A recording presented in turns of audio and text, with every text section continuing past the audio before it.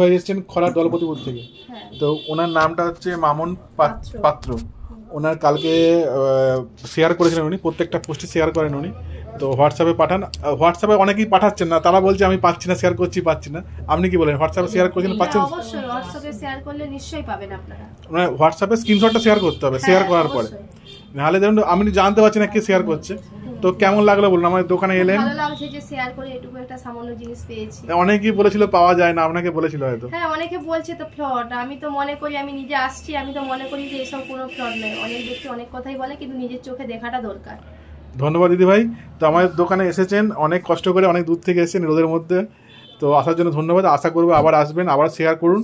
আর জিনিসপত্র দেখলেন কেমন সুন্দর জিনিসপত্র এখানে আছে।